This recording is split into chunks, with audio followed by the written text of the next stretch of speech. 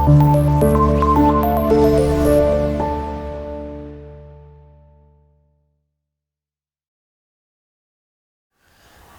everyone, how are you all?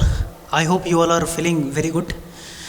So basically guys, from this video class we are going to revise class 12th chemistry, and it will be very useful for appearing student and also who have been already passed. So guys, बिना देर किए हुए ज़रा check करें हम लोग कि इस पढ़ाई की कौन कौन से एग्ज़ाम में यूटिलिटी होने वाली है। ठीक है, तो जैसा कि आप लोग जानते ही हैं, क्लास 12 की जो केमिस्ट्री होती है, इससे एक तो हम लोग सीधा सा जो बोर्ड का एग्ज़ाम दे रहे होते हैं, बताइए है कि नहीं। ठीक है, एक तो पहली चीज़ ये हो जाती है, और दूसरी चीज़ जब आप कोई मेडिकल साइंस का है ना, नीट का एग्ज़ाम दे रहे होते हैं वहाँ पर, और इसकी यूटिलिटी जेई के एग्ज़ाम्स में भी होती है, और इसके बाद कुछ अदर्स एग्ज़ाम में भी इसकी आवश्यकताएं पड़ती हैं। ठीक है, और इसके साथ ही हम लोग कुछ नई नई चीज़ें बहुत सारी सीखने वाले हैं, इसलिए मेरे साथ ज़रा रिदम बनाइए और साथ साथ देखते चलिए कि अभी हम लोग क्या क्या करने वाले हैं आगे। ठीक है, अभी इस वीडियो में हम लोग सोल्यूशन चैप्टर शुरू कर रहे हैं। ठीक है, 2023 के लिए रिवाइज़ करने के लिए। तो बिना देर किए ज़रा हम लोग आगे बढ़ें, अब देखें कि इसमें क्या है। आसान है, ज़्यादा मुश्किल नहीं है, ध्यान से सुनेंगे समझ आते चलेगा। ठीक है, तो प्यारे बच्चों, सॉल्यूशन के बहुत ढेर सारे टाइप्स होते हैं, लेकिन कौन से वाले सॉल्यूशन की हमें स्टडी करनी है उसके लिए 3 बातें होनी चाहिए। ठीक है, सॉल्यूशन बहुत तरीके का होता है, लेकिन जब किसी सॉल्यूशन में यदि ये तीनों बातें पाई जा रही होंगी तभी हम उस सॉल्यूशन को इस चैप्टर के अंदर पढ़ने वाले हैं। ठीक है, मेरे ख्याल से ये बातें समझ आ रही होंगी। तो पहली चीज़ है कि वो सॉल्यूशन कैसा होना चाहिए, बाइनरी सॉल्यूशन का मतलब एक ही सॉल्यूट और एक ही सॉल्वेंट होना चाहिए उसमें। ठीक है, तब उसको हम लोग बाइनरी सॉल्यूशन बोलते हैं। कब? जब उसमें 2 कंपोनेंट होते हैं, ओनली 2 कंपोनेंट, एक सॉल्यूट एक सॉल्वेंट। ठीक, चलिए उसके बाद होमोजीनियस मिक्सचर। बताइए होमोजीनियस का क्या मतलब है कि जब आपने सॉल्यूट और सॉल्वेंट को डिसॉल्व किया एक दूसरे में, तो वो कम्प्लीटली एक दूसरे के साथ यूनिफॉर्मली डिस्ट्रीब्यूशन हो जाए उनका, है ना, यूनिफॉर्मली डिस्ट्रीब्यूटेड हो जाए। जैसे कि समझिए शुगर और वाटर यानी चीनी और पानी का जब आप शरबत बनाते हैं तो वो कम्प्लीटली डिसॉल्व हो जाता है। लेकिन जैसे रेगिस्तान में रेत पाए जा रहे हैं, सैंड पार्टिकल, और उसको आपने वाटर के साथ डिसॉल्व किया तो वो कम्प्लीटली डिसॉल्व नहीं हो पाता है, या फिर कुछ समय के बाद वो नीचे सेटल डाउन हो जाता है ना। वाटर एक तरफ हो जाएगा, नीचे वो हम लोग का सेटल डाउन हो जाएगा, तो इसको हम लोग हेट्रोजीनियस मिक्सचर कहेंगे। लेकिन हमें कौन सा सोल्यूशन की पढ़ाई करनी है? जब हम लोग का मिक्सचर होमोजीनियस हो। ठीक, उसके बाद फिजिकल चेंज, तीसरा पॉइंट है हम लोग का क्या, फिजिकल चेंज या फिर फिजिकल प्रोसेस। जब भी आप सॉल्यूट और सॉल्वेंट को मिलाएं, ठीक, तो वहाँ पर कोई केमिकली रिएक्शन नहीं हो जानी चाहिए, कोई केमिकली प्रोसेस नहीं हो जानी चाहिए, वहाँ पर क्या होना चाहिए, एक फिजिकल चेंज होना चाहिए। ठीक, तो हम लोगों ने क्या समझ लिया, किसी भी सॉल्यूशन में जब ये तीनों चीज़ें पाई जा रही होंगी तब उस सॉल्यूशन को हम लोग इस चैप्टर में पढ़ने वाले हैं। ठीक है, तो चलिए ज़रा इसके और आगे देखा जाए कि टाइप्स ऑफ सॉल्यूशन, जैसा कि आपके बुक्स में दिया है। ठीक है, देखिए इसके लिए हम लोग कुछ टेबल बना लेते हैं इस तरीके से। देखिए यहाँ पे मैं लिख देता हूँ टाइप्स ऑफ बाइनरी सॉल्यूशन, यानी कि बाइनरी सॉल्यूशन के कितने टाइप्स हो सकते हैं। ठीक, चलिए यहाँ पे मैं लिख देता हूँ सॉल्यूट, और यहाँ मैं लिख देता हूँ सॉल्वेंट, है कि नहीं, समझ आ रहा है, और यहाँ पे मैं लिख देता हूँ एग्जाम्पल। बताइए, ठीक है, जब हम लोगों का सॉल्वेंट हो जाए गैस, जब हम लोगों का सॉल्वेंट हो जाए गैस, और इसी गैस में यदि हम लोग सॉल्यूट सॉल्यूट वो जिसको मिलाया जाएगा, डिसॉल्व किया जाएगा, जब कोई गैस ही किसी गैस में डिसॉल्व होती हो तो इसके बाइनरी सॉल्यूशन कौन से वाले बनेंगे? क्या करना है, कोई से भी 2 नॉन रिएक्टिव गैस ले लीजिए। ठीक है, जैसे आपकी ऑक्सीजन की गैस हो जाए और साथ में नाइट्रोजन की गैस, इन दोनों का आपने मिक्सचर बनाया, है ना। कोई से भी 2 गैसेस कैसी लेनी है, नॉन रिएक्टिव, ऑक्सीजन और नाइट्रोजन की गैस का जो मिक्सचर होगा ये हम लोग को बाइनरी सॉल्यूशन का यहाँ पे मिक्सचर देने वाला है। ठीक, उसके बाद कोई लिक्विड किसी गैस में डिसॉल्व किया जाता हो, कोई लिक्विड किसी गैस में डिसॉल्व किया जाता हो, इसका कोई एग्जांपल बताइए। तो इसका एग्जांपल हो जाएगा क्लोरोफॉर्म, CHCl3 को हम लोगों ने नाइट्रोजन की गैस में डिसॉल्व कर दिया। बताइए, इसका ये एग्जांपल हो जाएगा। आपकी बुक में ये सब दे रखा है, ठीक है। उसके बाद कोई सॉलिड किसी गैस में डिसॉल्व होता हो तो इसका एग्जांपल हो जाएगा camphor in nitrogen gas, camphor in nitrogen gas. बताइए समझ आ रहा है कि नहीं? ये सब बाइनरी सॉल्यूशन है भाई, मेरे ख्याल से बात समझ आ रही होगी। और ये सब नॉन रिएक्टिव है, यानी ये दोनों एक दूसरे के साथ फिजिकली चेंज में आ रहे हैं, ये एक दूसरे के साथ केमिकल रिएक्शन नहीं कर रहे हैं यहाँ पर, ठीक है। चलिए उसके बाद थोड़ा और आगे बढ़े हम लोग। जब हम लोगों का सॉल्वेंट लिक्विड हो जाए, है कि नहीं, जब सॉल्वेंट हम लोगों का लिक्विड हो जाए, ठीक, तो देखिए इसके लिए क्या करना है हम लोगों को, बहुत आसान है। लिक्विड में जब आपका कोई सॉलिड डिसॉल्व होता है, बताइए कोई सॉलिड जो कि सॉल्यूट है किसी लिक्विड में जब डिसॉल्व होता है तो इसका एग्जांपल बताइए। तो आपने पढ़ा ही होगा, शुगर को, है ना, चीनी को वाटर में डिसॉल्व कर लिया जाए, बन जाएगा, है कि नहीं।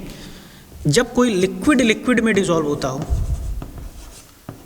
जब कोई लिक्विड किसी लिक्विड में डिसॉल्व होता हो, ठीक है, बताइए, तब इसका हम लोग क्या एल्कोहल को बोल सकते हैं कि कोई एल्कोहल किसी वाटर में डिसॉल्व कर लिया जाए, ये भी बाइनरी सॉल्यूशन और बाइनरी और यहाँ पे होमोजेनियस मिक्सचर, और ये किसी भी तरीके का केमिकल रिएक्शन करने वाला यहाँ पे नहीं दिख रहा है, हम लोग को एक फिजिकल चेंज का सॉल्यूशन मिल जाएगा, है कि नहीं, ठीक है।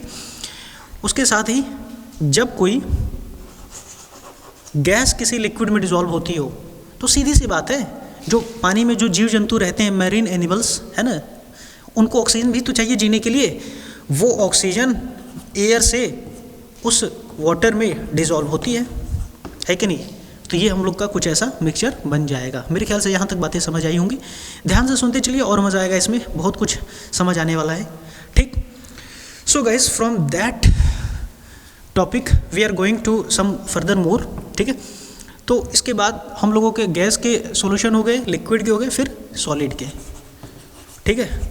सॉल्वेंट अब इस बार कैसा हो जाए, सॉलिड, यानी कि सब सॉलिड सॉल्वेंट में कुछ मिलाने हैं हम लोगों को, एक मिक्सचर बनानी है। बताइए कोई गैस किसी सॉलिड में डिसॉल्व होती है, वो, है ना, कुछ याद करिए एग्जांपल, क्लास 10 वगैरह में आपने पढ़ा रहा होगा। हाइड्रोजन की गैस कहाँ पे डिसॉल्व हो जाती है, पीडी, पैलेडियम पर, है ना, कैटलिस्ट वाली रिएक्शन है ये, यदि याद आ रहा होगा तो, कैटलिस्ट वाली रिएक्शन, ठीक है। चलिए उसके बाद कोई लिक्विड किसी सॉलिड में डिसॉल्व होता हो, कोई लिक्विड किसी सॉलिड में डिसॉल्व होता हो, इसका एग्जांपल, अरे भाई मरकरी, है कि नहीं, मरकरी आपका लिक्विड में होता है और इसका आपने सोडियम के साथ एमलगम बना दिया, मिक्सचर बना दिया, है ना, तो ये बाइनरी मिक्सचर बन भी गया और हम लोगों का लिक्विड सोडियम में यानी कि सॉलिड में डिसॉल्व भी हो गया, है कि नहीं, ठीक। चलिए उसके बाद कोई सॉलिड किसी सॉलिड में डिसॉल्व होता हो, ठीक है, कोई सॉलिड किसी सॉलिड में डिसॉल्व होता हो और बाइनरी मिक्सचर बनाता हो, तो सीधी सी बात है, कॉपर को आपने गोल्ड के साथ मिक्सचर बना लिया, या फिर हम लोग कहें वो सारे जिनको एलॉय बनाया जाता है, एलॉय का फॉर्मेशन किया जाता है, वो सब भी इस तरीके के एग्जाम्पल की कैटेगरी में आते हैं, ठीक।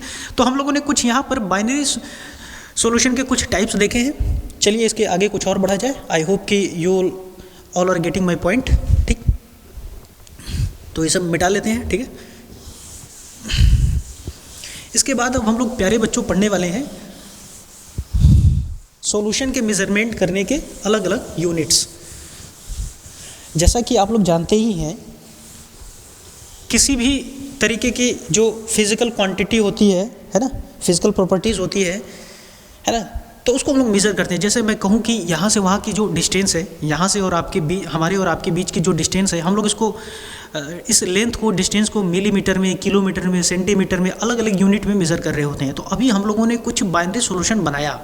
इस बाइनरी सॉल्यूशन को मेज़र करने के बहुत सारे बच्चों तरीके होते हैं ना, अलग अलग यूनिट्स होती है। उसी तरीके की कुल यूनिट्स हम लोग यहाँ पे 7 टाइप्स की यूनिट देखने वाले हैं, ठीक है। तो पहली यूनिट्स हम लोग क्या देखेंगे यहाँ पे, पहली यूनिट्स देखेंगे हम लोग mass percentage, mass percentage. Book में आपके ऐसे W/W लिखा होगा। सिंपल सी बात है बच्चों, ध्यान से समझेंगे, बहुत आसान है, समझ आएगा। जैसे कि आपके पास एक कंटेनर है, ठीक, इस कंटेनर में ये रहा आपका सॉल्वेंट, इसको किस में मेज़र करना है, मास में मेज़र करना है, ठीक। आपने इसमें बाहर से क्या मिलाया, सॉल्यूट, सॉल्यूट को भी किस में मेज़र करना है, सॉल्यूट को भी मेज़र किस में करना है, मास में, ठीक है।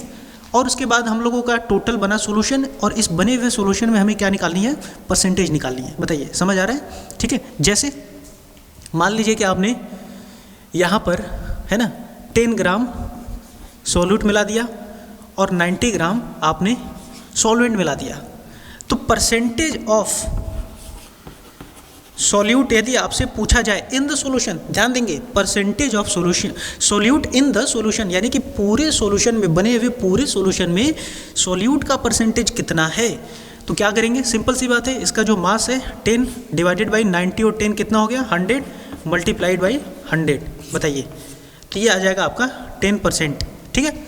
उसी तरीके से परसेंटेज ऑफ सॉल्वेंट यदि आपसे पूछा जाए तो परसेंटेज ऑफ सॉल्वेंट का मास कितना है 90 divided by 100 total mass of solution multiplied by 100, और इसको सॉल्व करेंगे तो ये कितना आ जाएगा 90%। तो मास परसेंटेज का बच्चों मतलब क्या है कि सॉल्वेंट और सॉल्यूशन तीनों को ही मास में मेजर किया जाएगा और उसके हिसाब से परसेंटेज हम लोग निकाल लेंगे, आसान है। चलिए सेकेंड यूनिट देखा जाए, वॉल्यूम परसेंटेज। सेकेंड यूनिट होती है बच्चों वॉल्यूम परसेंटेज। आसानी है भाई, क्या है ये मुश्किल लग रहा है, ये सब कितना आसान है, बहुत ही आसान है। सेकेंड पॉइंट है वॉल्यूम परसेंटेज, ठीक है। इसको V/V करके लिखा होगा, आपकी बुक में दिखा रहा होगा, ठीक है, V/V। इस बार क्या करना है, सिंपल सी बात है, इस सॉल्वेंट को, ठीक, और इस सॉल्यूट को, दोनों को ही हम लोग किस में मेज़र करेंगे, वॉल्यूम में, दोनों को ही मेज़र किया जाएगा वॉल्यूम में। जैसे मैं कहूँ कि 150 मिलीलीटर आपने सॉल्यूट मिलाया सॉल्यूशन बनाने के लिए, बाइनरी सॉल्यूशन बना रहे हैं, ठीक है, तो दो ही कंपोनेंट होगा, एक सॉल्यूट एक सॉल्वेंट। तो 150 मिलीलीटर हमने सॉल्यूट मिलाया और मान लीजिए कि 500 मिलीलीटर सॉल्वेंट इसमें पहले से था, तो टोटल सॉल्यूशन कितना बन जाएगा, टोटल सॉल्यूशन ये बन जाएगा आपका 650 मिलीलीटर। बताइए सॉल्यूट, सॉल्वेंट, सॉल्यूशन सब किस में मेज़र किए जाएंगे, वॉल्यूम में। और इसके बाद हम लोग इसका परसेंटेज निकाल लेंगे कि परसेंटेज ऑफ सॉल्यूट कितना है, परसेंटेज ऑफ सॉल्यूशन कितना है, सीधी सी बात है। तो बताइए परसेंटेज ऑफ सॉल्यूट यदि कैलकुलेट करें तो कितना हो जाएगा, 150 डिवाइडेड बाई 650 मल्टीप्लाइड बाई 100, यही होगा ना, है कि नहीं, यही होगा, ठीक। परसेंटेज ऑफ सॉल्यूशन निकाले तो कितना हो जाएगा, ये हो गया 500 डिवाइडेड बाई 650 मल्टीप्लाइड बाई 100। बताइए मेरे ख्याल से यहाँ तक बातें समझ आ रही होंगी, ठीक है। तो हम लोगों ने दूसरे नंबर की यूनिट पढ़ लिया वॉल्यूम परसेंटेज। तीसरी पॉइंट हम लोग देखते हैं मास बाई वॉल्यूम। ये सब याद करके रखोगे एग्ज़ाम में, ये सब सवाल लगाने के लिए, क्वेश्चन लगाने के लिए प्रैक्टिस कर, इसकी बड़ी आवश्यकता पड़ने वाली है, ठीक है। चलिए तीसरे नंबर की जो चीज़ आपकी है ये आपका आता है mass by volume, mass by volume, ठीक है, M/V। इसका सिंपल सा फंडा क्या होता है कि ये मान लीजिए कि 100 मिलीलीटर कौन है, सॉल्यूशन है, 100 मिलीलीटर ऑफ सॉल्यूशन। तो 100 मिलीलीटर सॉल्यूशन में कितने ग्राम या कितना मास सॉल्यूट का यहाँ पर मौजूद है, इसी को M/V कहते हैं, मास बाई वॉल्यूम कहते हैं। कितने ग्राम, हाउ मच ग्राम, है ना, हाउ मच ग्राम ऑफ क्या, किसका किसका, सॉल्यूट का, है ना, कि सॉल्यूट का कितना मास 100 मिलीलीटर सॉल्यूशन में मौजूद है, डिसॉल्व किया गया है, इसी को हम लोग क्या बोलते हैं, मास बाई वॉल्यूम का मेजरमेंट कहते हैं। ज़्यादातर ये फार्मेसी, है ना, दवाइयों के मेजरमेंट में इस्तेमाल किया जाता है, मेडिसिनल पर्पज़ के लिए इस्तेमाल किया जाता है। बताइए इस तरीके के मेजरमेंट की आवश्यकता हम लोगों को फार्मेसी में मेडिसिनल पर्पज़ में पड़ती है, ठीक। चलिए तीसरे नंबर की मेजरमेंट हम लोगों की हो गई। चौथे नंबर की फोर्थ पॉइंट हम लोग का आता है कौन सा, ppm, पार्ट्स पर मिलियन, ठीक है, पार्ट्स पर मिलियन। आसान है, वेरी आसान वेरी इजी, पार्ट्स पर मिलियन,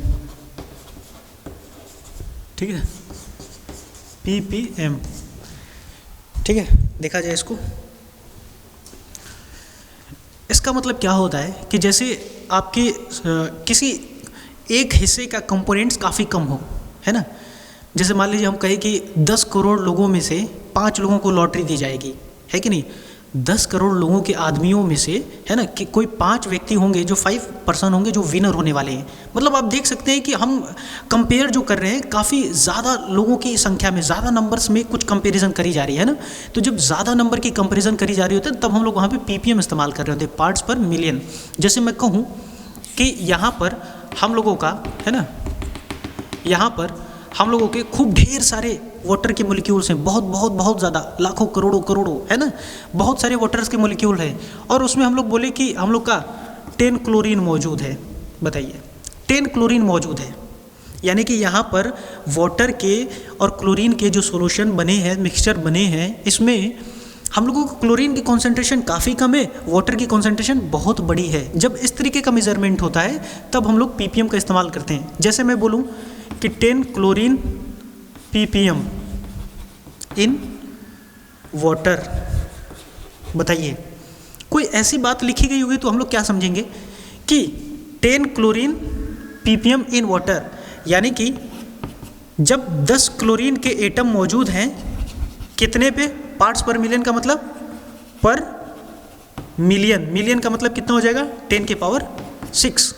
बताइए, जब 10 के पावर 6 सॉल्यूशन के पार्टिकल हैं तो उसमें क्लोरीन का पार्टिकल कितना है 10, यानी कि एक यूनिट हम लोग का काफ़ी बड़ा है, और सॉरी एक मेजरमेंट या एक कंस्टिट्यूएंट काफ़ी बड़ा है और दूसरा कंपोनेंट काफ़ी कम है कि नहीं, ठीक है। तो इसको हम लोग लिखते कैसे हैं, ppm को कैलकुलेट करने का तरीका क्या होता है, पार्ट्स ऑफ वन कंपोनेंट। मेरे ख्याल से बातें समझ आई होंगी, नहीं समझ आया होगा तो एक बार रिपीट करके इसको देख लेना, ठीक है। Parts of one component,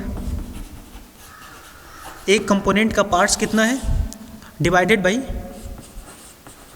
total parts of solution multiplied by 10 के पावर 6। बताइए, ये 10 के पावर 6 कहाँ से आ रहा है कि नहीं। जैसे पर सेंट होता है तो 10 के पावर 2, सेंट का मतलब सेंचुरी, यानी पर सेंचुरी की बात हो रही है तो होती है तो 10 के पावर 2। जब पर मिलियन की बात करी जा रही है तो क्या आएगा 10 के पावर 6 आएगा, है कि नहीं। तो ये फॉर्मूला ध्यान रखेंगे, parts of one component divided by total parts of solution multiplied by 10 के पावर 6। तो हम लोगों ने ये ppm को भी देख लिया, चौथे नंबर की यूनिट, ठीक है।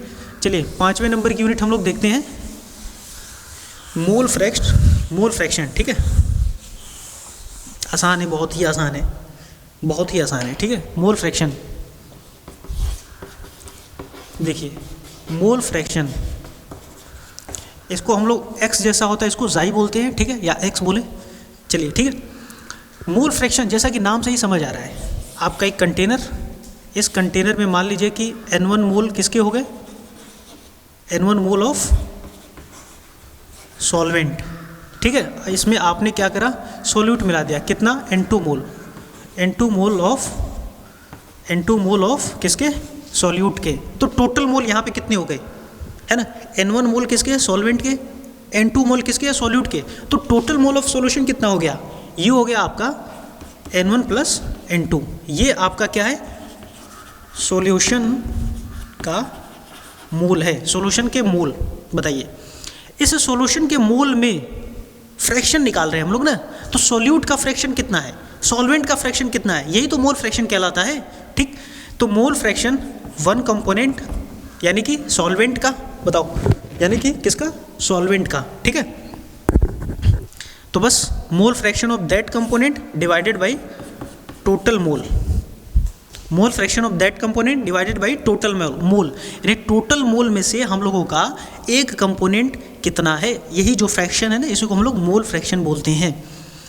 तो ये mole fraction of second component, तो mole fraction of that, sorry mole of that component divided by total mole of that component. बताइए, इसी तरीके से मान लीजिए एक और कंपोनेंट होता तो यहाँ पे n+3 हो जाता, है कि नहीं, और उसी तरीके से यहाँ पर खूब ढेर सारे मोल ऐड हो जाते हैं ना, तो डिवाइडेड बाई भी क्या होता है, इधर टोटल मोल आगे बढ़ जाता। बताइए, है कि नहीं।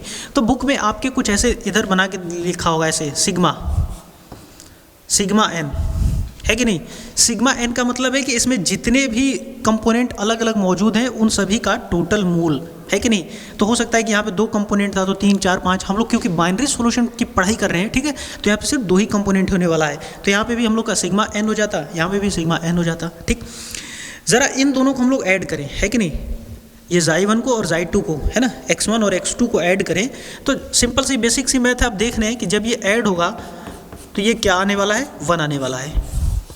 अरे भाई अब ऐड करने में तो कोई समस्या है नहीं ना, क्लास 9 10 में ये सब पढ़ाया जाता है, एडिशन, या 7 8 में पढ़ाया जाता है।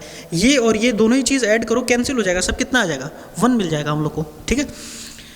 तो कुछ मिटा लेते हैं ऊपर से इधर, थोड़ा और इसमें आगे देखते हैं। चलिए मेरे ख्याल से यहाँ तक बातें समझ आ रही होंगी। तो हम लोगों को कुछ ये मिल गया कि एक कंपोनेंट का जो मोल फ्रैक्शन है दूसरे कंपोनेंट के मोल फ्रैक्शन का ये 1 आता है ऐड करने के बाद। तो बताइए कि जब हम लोगों को इसको उधर ले जाएं तो 1 माइनस x2 आ गया, और यदि x2 निकालना हो, xi2 निकालना हो तो 1 माइनस xi1 आ गया, है कि नहीं। तो ये वाली चीज़ है ना, ये फॉर्मूला ध्यान रखेंगे, इस पर बहुत सारे न्यूमेरिकल्स इसी चैप्टर में लगेंगे और आगे भी बड़ी इसकी आवश्यकता पड़ने वाली है, ठीक है। तो मोल फ्रैक्शन मेरे ख्याल से यहाँ तक समझ आ गया होगा। चलिए इसके बाद अब हम लोगों का मोलेरिटी है, फिर मोलल्टी, 6 और 7 पॉइंट। तो 6 पॉइंट हम लोगों का कौन हो गया, 6 पॉइंट हम लोगों का कौन हो गया, हो जाएगा मोलरिटी, कैपिटल M से दिखाते हैं, और 7 पॉइंट कौन हो जाएगा हम लोग का, मोललिटी, स्मॉल m से दिखाते हैं। बड़ा आसान है ये, बहुत आसान है, दोनों एक जैसा है, थोड़ा सा रेशियो का डिफरेंस है, ध्यान से सुनेंगे तो याद हो जाएगा हमेशा के लिए, ठीक है। ये होता क्या है, number of moles of solute dissolve in volume of solution, जो कि किस में, लीटर में, यही है। और ये क्या होता है, ये क्या होता है, number of moles of solute dissolve in capital M, माने कि मास ऑफ सॉल्वेंट, है ना, ध्यान देंगे, जो कि किलोग्राम में, ध्यान देंगे इस बात को। यहाँ पे वॉल्यूम ऑफ सॉल्यूशन है लीटर में, और यहाँ पे मास ऑफ सॉल्वेंट है किलोग्राम में, ठीक। तो इस पूरे चीज़ को हम लोग सिंप्लीफाई कर लें तो वेट अपॉन मॉलिक्यूलर मास, है कि नहीं, 1000 डिवाइडेड बाई मास, अब किस में हो गया, ग्राम में। ये जो W/m दिख रहा है ना, क्या होता है, मोल निकालने का फॉर्मूला होता है। इसी मोल को, यानी कि मास ऑफ सॉल्यूट जो कि ग्राम में, ध्यान से सुनो, लिखते भी रहो इसको जो मैं बोल रहा हूँ, मास ऑफ सॉल्यूट किस में है, ग्राम में, उसी सॉल्यूट का molecular mass, mass of solvent जो कि किस में, ग्राम में है, ये किलोग्राम में चाहिए, तो 1000 से नीचे डिवाइड करेंगे तो ये ऊपर चला जाएगा, ठीक है। उसी तरह से मोलल्टी क्या दिख रही है, number of moles of solute dissolve in mass of solvent, किस में, किलोग्राम में। तो ज़रा इसको सॉल्व कर ले, तो ये हो गया वेट अपॉन मॉलिक्यूलर मास, अरे यार यहाँ पे एरर हो गया क्या, ये हम लोग का होगा वॉल्यूम, जो कि किस में हो जाएगा, मिलीलीटर में हो जाएगा, मल्टीप्लाइड बाई 1000 डिवाइडेड बाई, यहाँ पे क्या हो जाएगा हम लोगों का, मास ऑफ सॉल्वेंट इन ग्राम। बताइए same cheese, mass of solvent, mass of solute divided by molecular mass of solute, और ये पूरा जो दिख रहा है हम लोगों का 1000 डिवाइडेड बाई, यहाँ पर क्या हो जाएगा, ये मास ऑफ सॉल्वेंट जो कि ग्राम में है, ठीक है, और ये वॉल्यूम ऑफ सॉल्यूशन जो कि मिलीलीटर में है। एक बार वीडियो को रिवाइंड करके देख लेंगे तो क्लियर हो जाएगा चीज़ें, ठीक है। चलिए ज़रा इसकी यूनिट बता दीजिए, दोनों की unit, number of moles of solute, तो ये हो गया हम लोगों का मोल, और नीचे कौन हो गया, लीटर, यानी कि इसकी यूनिट क्या हो गई, एसआई यूनिट मोल पर लीटर, और इसकी यूनिट क्या हो जाएगी, mole, number of moles of solute, mole दिख रहा है यहाँ पे, और नीचे ये कौन दिख रहा है, सॉल्वेंट, जो कि किलोग्राम में है, तो मोल पर किलोग्राम, ठीक है। तो इसको हम लोग ऐसा लिख लें, मोल पर लीटर लिख दे, और इसको क्या लिख दिया जाए, मोल पर किलोग्राम। बताइए, तो मेरे ख्याल से यहाँ तक बातें समझ आई होंगी, ज़रा एक बार देख लेना फिर से रिपीट करके। और इसी तरीके से साथ में बने रहेंगे। इसके आगे हम लोग और वीडियो को कंटिन्यू करने वाले हैं। इसके बाद हम लोग सोल्युबिलिटी पढ़ेंगे, फिर वेपर प्रेशर पढ़ेंगे, राउल्स लॉ पढ़ेंगे, ठीक है। फिर आगे कुछ कोलिगेटिव प्रॉपर्टी पढ़ेंगे, फिर वेंट ऑफ फैक्टर पढ़ेंगे कुछ, और इसमें छोटी छोटी चीज़ें पढ़ेंगे और फिर ये चैप्टर कंप्लीट हो जाएगा। तो मेरे ख्याल से बहुत सारा मज़ा आया होगा सीखने में। और कैसा लगा इस बारे में आप अपना सुझाव नीचे बताइए, ठीक है। तब तक के लिए मिलते हैं, थैंक यू।